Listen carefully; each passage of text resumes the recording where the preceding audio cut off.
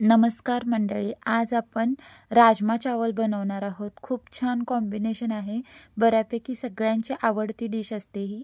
तर त्यासाठी जे ओले राजमा येतात म्हणजे राजमाच्या शेंगा त्या मी सोलून ठेवल्या होत्या फ्रीजमध्ये। यांना रात्रभर भिजत घालायची काही गरज नाही आहे। जे सुकवलेले असतात त्यांना भिजत घालावं लागतं। ह्या ज्या ओल्या शेंगा आहेत त्यांना आपण धुवून घेणार आहोत। स्वच्छ 1 ते 2 पाण्याने धुवायचं आणि त्याच्यामध्ये थोडंसं मीठ घालून थोडा वेळ असंच ठेवायचं 1-15 मिनिट। तोपर्यंत आपण चॉपिंग करून घेऊया। तर त्यासाठी मी इथे 2 टोमॅटो आणि 2 कांदे घेतलेले आहेत। कांदे आपल्याला एकदम बारीक स्लाइसमध्ये कट करून घ्यायचे आहेत। जेवढे शक्य होईल तितके बारीक तुम्ही कट करा। मी तुम्हाला हातात उचलून दाखवते। एवढे बारीक आपल्याला हे कांदे चिरून घ्यायचे आहेत म्हणजे ते पटकन भाजले जातात। तर मी कांदे इथे सगळे बारीक असे चिरून घेतलेले आहेत दोन्ही। आणि आता आपल्याला टोमॅटो चिरायचा आहे। टोमॅटो मात्र आपल्याला रफली कट करायचं आहे कारण आपण त्याची प्युरी करणार आहोत। कांद्याची प्युरी करणार आहोत पण आधी भाजून घेणार म्हणून त्याला व्यवस्थित असं बारीक कट करून घ्यायचं।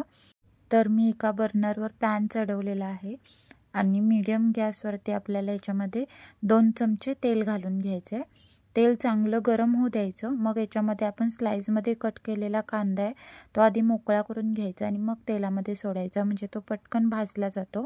आता मात्र फ्लेम हाय करायची आणि न थांबता एकसारखं परतत आपल्याला गोल्डन ब्राऊन होईपर्यंत याला भाजून घ्यायचं आहे।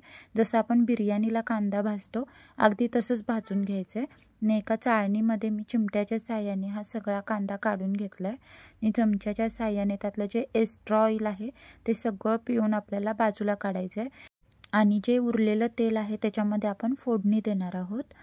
आता मी हे राजमा आहेत ते एका कुकरमध्ये घातलेत आणि त्याच्यावरती 1 इंच पाणी येईल एवढं आपल्याला पाणी घालायचं आहे आणि चवीनुसार मीठ घालायचं आहे। अर्धा चमचा मी ते मीठ घातलं आहे आणि झाकण लावून आपल्याला मीडियम गॅसवरती 3 शिट्या करायच्या आहेत कारण याला आपण जास्त शिजवायचं नाही आहे। ओले शेंगा असल्यामुळे त्या पटकन शिजल्या जातात। 3 शिट्ट्यांमध्ये मस्त अशा मकमकीत शिजतात त्या।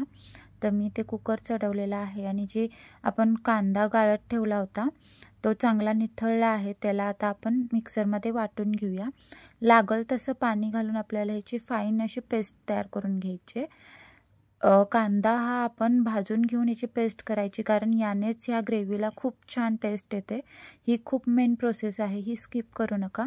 व्यवस्थित अशी पेस्ट करून घ्यायची आणि सोबतच आपण जो टोमॅटो रफली कट करून ठेवला होता तोही आपल्याला त्याचीही पेस्ट करून घ्यायची आहे। ही रेसिपी खरं म्हटलं तर खूप तेल मसाल्यांमध्ये बटर वगैरे यूज करून तयार केली जाते पण ही आपली घरगुती रोजच्या जेवणात जर आपल्याला खायची झाली तर मी खूप कमी तेलामध्ये करून दाखवलेली आहे। नक्की ट्राय करा। इकडे आपला कुकरही झाला आहे तर राजमा तुम्ही बघू शकता 3 शिट्ट्यांमध्ये एकदम छान असा शिजलेला आहे। असाच पाहिजे, खूप जास्त शिजवायचा नाही तर मग तो असा अख्खा राहत नाही, रेसिपीमध्ये पूर्ण स्मॅश होऊन जातो। तर जे तेल पॅनमध्ये उरलं होतं त्याच्यामध्ये मी 2 तेजपत्ता, 4 काळी मिरी, 1 चक्रफूल आणि 1 इंच सारखं दालचिनी घालायचं आहे। छान असं परतून घ्यायचं 30 सेकंद छान तेलामध्ये परतून झाले हे खडे मसाले की मग याच्यामध्ये आपल्याला सुके मसाले घालायचे आहेत पण गॅस एकदम बारीक ठेवायचा। आणि अर्धा चमचा हळद, 2 चमचे लाल तिखट काश्मीरी पावडर आहे ही, मिक्स केलेला मसाला इथे घालायचा नाही तर टेस्ट वेगळी येते। 1 चमचा धने पावडर आणि अर्धा चमचा जिरे पावडर घालायचे। बारीक गॅसवरती यांना एकसारखं व्यवस्थित परतून घ्यायचं। मसाल्यांना असे हलके हलके बुडबुडे सुटले पाहिजेत म्हणजे ते छान असे तेलामध्ये परतले गेलेत असं समजावं। आणि मग ह्याच्यामध्ये आपल्याला जी आपण टोमॅटोची प्युरी तयार करून ठेवली होती ती घालायची आहे। टोमॅटोची प्युरी आधी घालायची, जी कांद्याची पेस्ट करून ठेवले ती आधी घालायची नाही, ती नंतर घालायची आहे। टोमॅटोचा जो कच्चेपणा आहे तो मोडेपर्यंत आपल्याला ही ग्रेव्ही आहे ती तेलामध्ये आणि मसाल्यांमध्ये छान परतून घ्यायची आहे म्हणजे जी ग्रेव्ही आहे तिला ऑइल रिलीज होतं। तर तुम्ही बघू शकता इथपर्यंत आपल्याला या टोमॅटोंना शिजून घ्यायचं आहे। टोमॅटोचा अगदी कच्चेपणा मोडला पाहिजे। मग याच्यामध्ये आपण तयार करून घेतलेली कांद्याची पेस्ट घालायची, ही छान मिक्स करून घ्यायची। व्यवस्थित छान मिक्स झाली की ह्या ग्रेव्हीमध्ये चवीनुसार आपल्याला मीठ टाकायचं आहे. मी अर्धा चमचा मीठ टाकलं आहे. तुमच्या आवडीने तुम्ही कमी जास्त करू शकता. सुरुवातीला कमीच मीठ टाकायचं, नंतर आपल्याला मिठाचं प्रमाण ॲडजस्ट करता येतं. पण जास्त झालं तर मग काही करू शकत नाही, मग त्याला खूप मोठी प्रोसेस असते.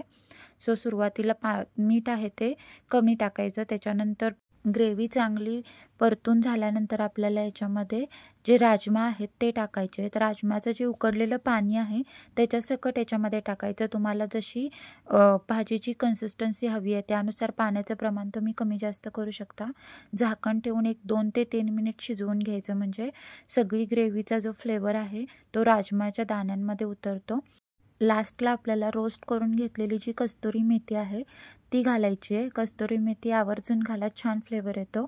आणि होममेड गरम मसाला मी अर्धा चमचा घातलेला आहे आणि खूप सारी हिरवी कोथिंबीर बारीक चिरून हे सगळं व्यवस्थित मिक्स करायचं आणि पुन्हा 1 मिनिट झाकून आपल्याला याला शिजू द्यायचं, म्हणजे सगळ्याचा फ्लेवर ग्रेव्हीमध्ये छान उतरतो. आणि तुम्ही बघू शकता किती छान आपली ही भाजी तयार झालेली आहे. जशी हॉटेलमध्ये मिळते अगदी तशी त्याची कन्सिस्टन्सी बघू शकता, कलर बघू शकता. मस्त अशी ग्रेव्हीमध्ये तयार ही झालेली आहे. तुम्ही ही भातासोबत खाऊ शकता किंवा नान किंवा कुलचे कोळशासोबतही तुम्हाला ही छान लागते. तर आता आपण प्लेटिंग करून घेऊया. एकदम सिंपल आणि साधी मी प्लेटिंग केलेली आहे. याच्यासोबत सॅलडमध्ये कांदा खूप छान लागतो. नक्की आवर्जून ही रेसिपी घरामध्ये ट्राय करा आणि जर आवडली असेल तर लाईक करा, शेअर करा. चॅनलवर नवीन असाल तर चॅनलला सबस्क्राईब करा, बेल आयकॉन दाबायला विसरू नका. आणि अशाच नवनवीन रेसिपींसोबत आपण पुन्हा भेटू. रेसिपी एवढी मनापासून बघितल्याबद्दल धन्यवाद. Bye bye.